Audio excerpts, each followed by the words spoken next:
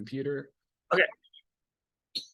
So welcome. It is the last meeting for the year. I'm gonna go ahead and share.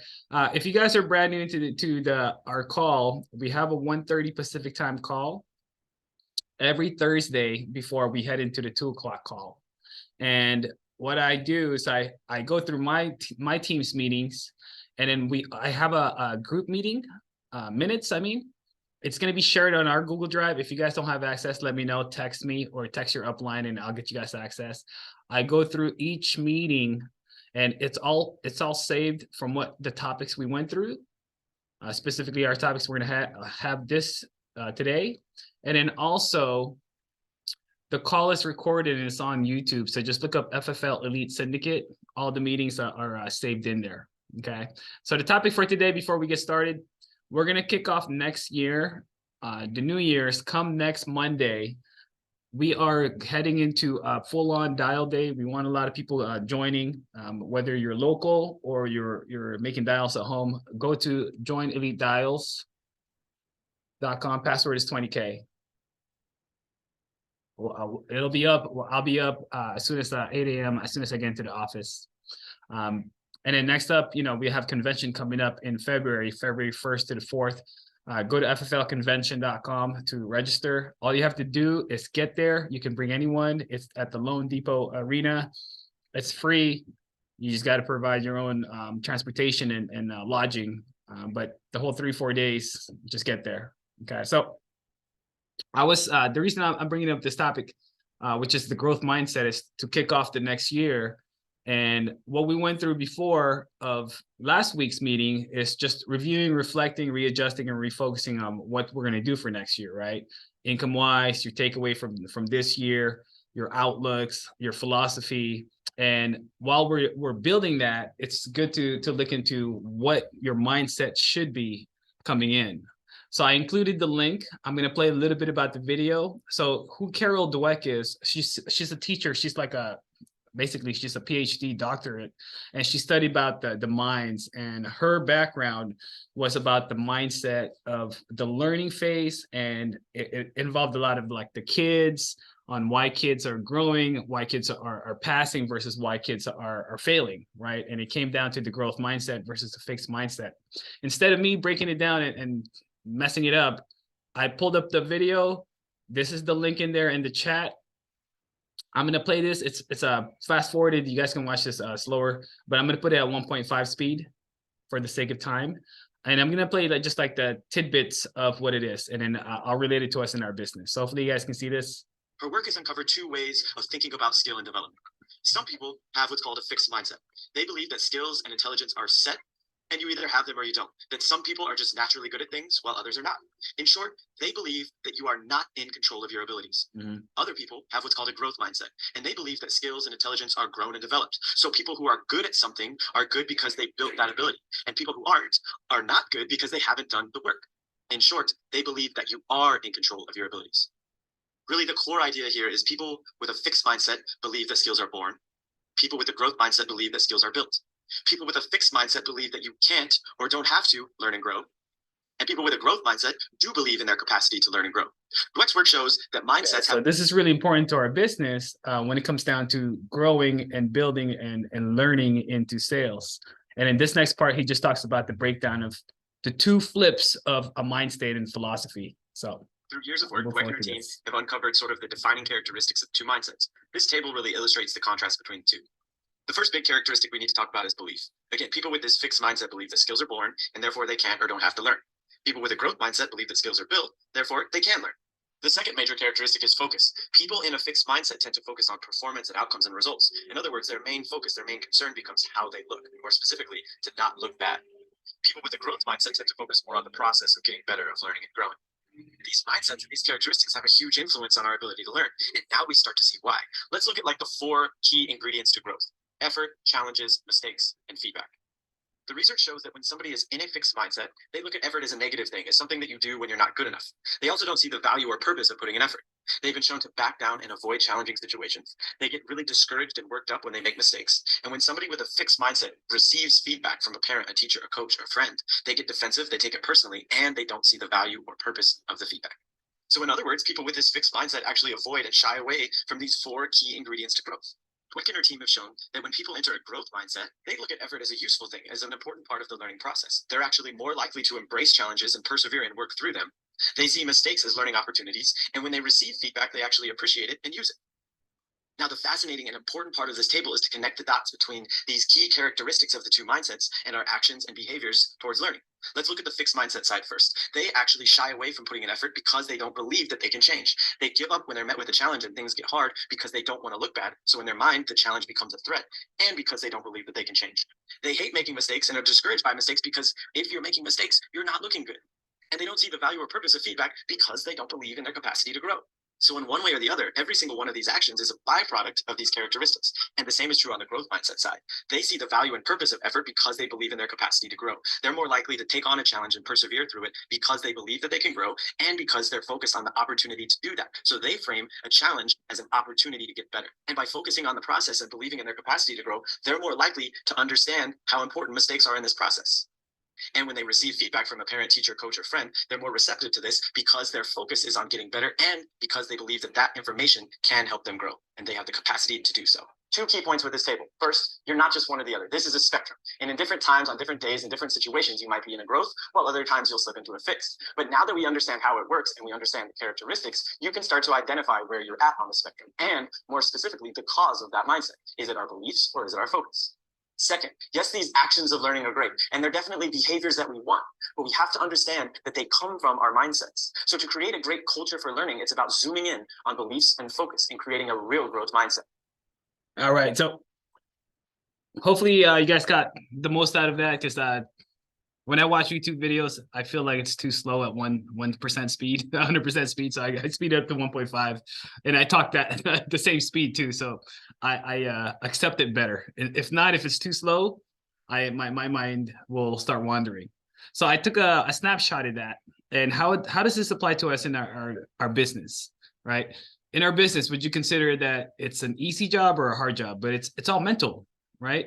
So it all comes down, and we went through this in the previous meetings. It's about our beliefs and about our focus. If you believe the right way, you're going to have the right attitude to it, right? So we got to identify in our sales what should be our beliefs versus what should be the fixed mindset of the growth mindset of what you can change to. So in sales, there's always these fixed beliefs. Like, people think that, sales are natural born ability. People are just conversational, they can talk well, so they're easy to sell. Yeah, there's going to be some people, but those are learned skills from their upbringing. You may not have gone that or there yet, but you got to have that belief that the sales skills are learned. You can develop it. Second part, this is really the breakdown of an agent, is where their focus is at. It's your focus at the end of the sale, that AP, or you're either winning or losing. So your focus at the end is you're getting a sale, you're making commission, or you're getting rejected. When you should be looking at from a fixed to a growth mindset, you should be breaking down your process. You should be focused on the performance, right? So the performance would be, how was I when I spoke to my client? How was my rapport building with that client? Okay. How can I change my tone of script? Did I go up? Did I go down? Did I sound boring? Did I make them fall asleep? Right? Do you have any objections or rebuttals where you felt you could have gone better? Okay. And then also looking, how strong was your persistence?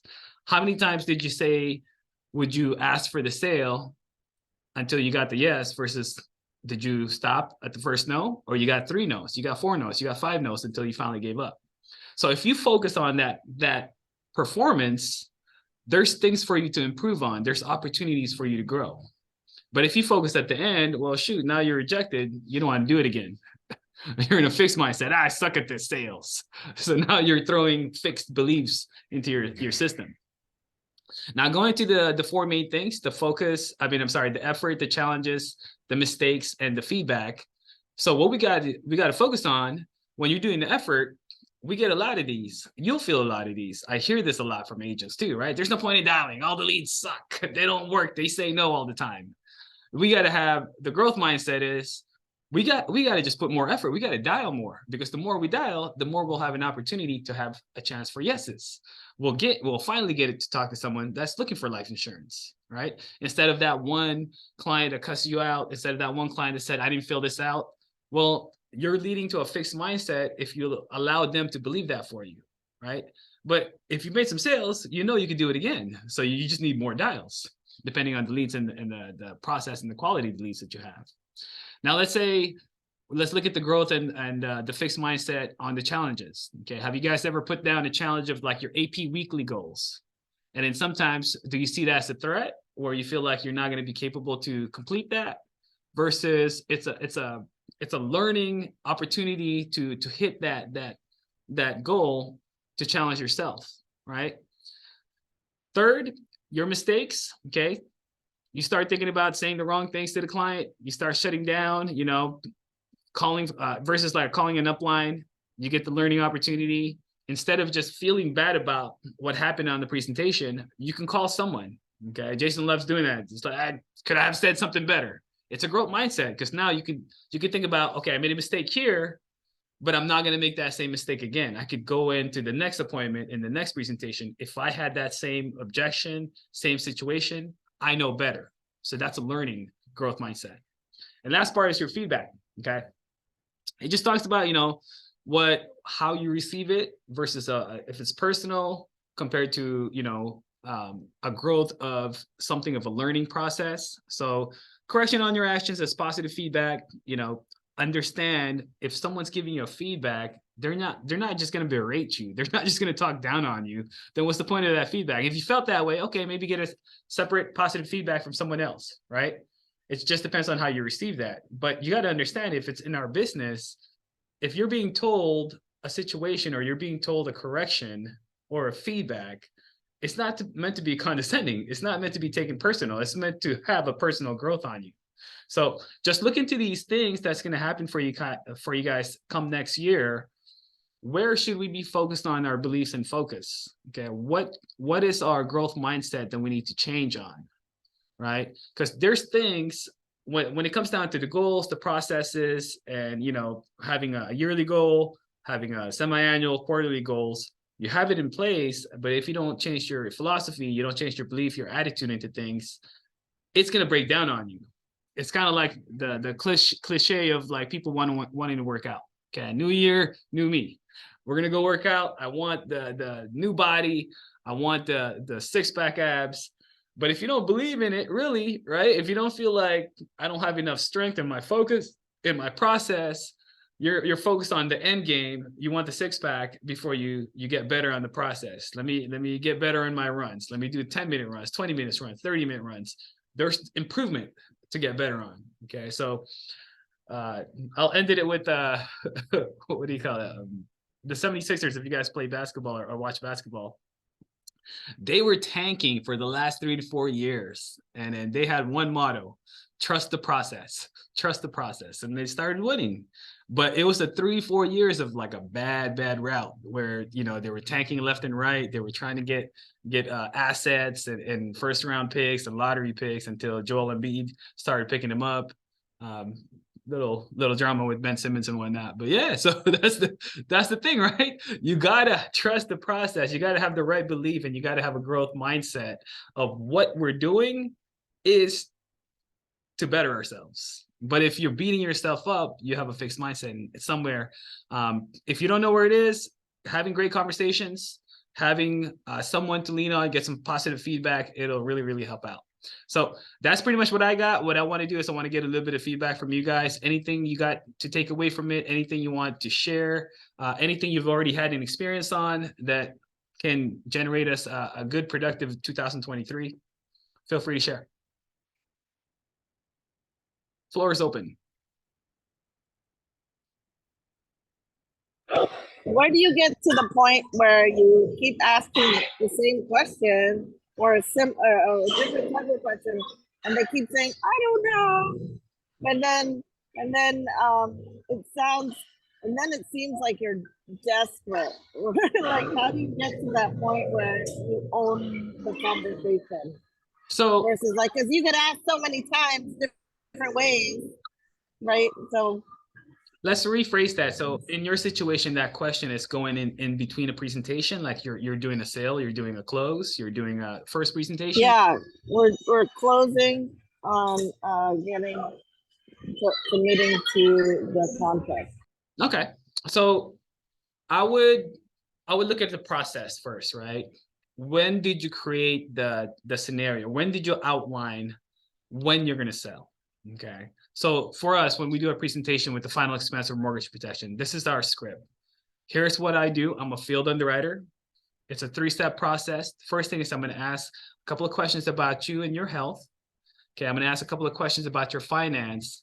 Based on these 2 criterias, I'm gonna make a recommendation on which program is gonna be best for you. And then afterwards, we're gonna apply for coverage. So if I outline the process, the 4th step of what we're gonna do, I don't have to ask in the middle to sound desperate. I just come off like, this is what we do. So I presented to you the programs, I showed you the plans and the prices. The next part is, let's see if we can qualify. So all I'm doing is I'm holding your hand. I'm taking one hand from the inquiry to let's get you approved, let's get you a policy. So it's not an asking now, right? It's telling. It's kind of like a doctor walks in. This is what we're gonna do. We're gonna take some blood samples. We're gonna look at the blood samples, tell you the results. So it's more of like, I would say, so in your process, the focus would be, instead of asking for the sale, look into your process now and your focus of, how do I create a linear program, a linear system to present to the client? Does that help? Cool. Anybody else? We got a few more minutes before the 2 o'clock comes in. Anything you guys want to share about your growth, what you're looking at? Antonio, I saw your video on IG. Oh, which one? Just about like your recap of 2022, what you're looking to do 2023, had a good 4th quarter. Yeah, I got a pretty good 4th quarter. A lot of new people coming on and stuff like that. Sylvie's one of them.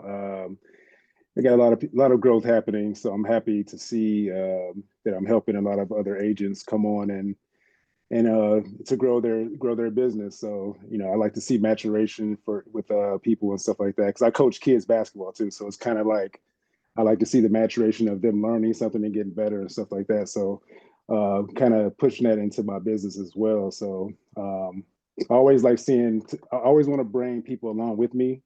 So not just trying to keep all the information to myself. So yeah, I'm happy about 2023.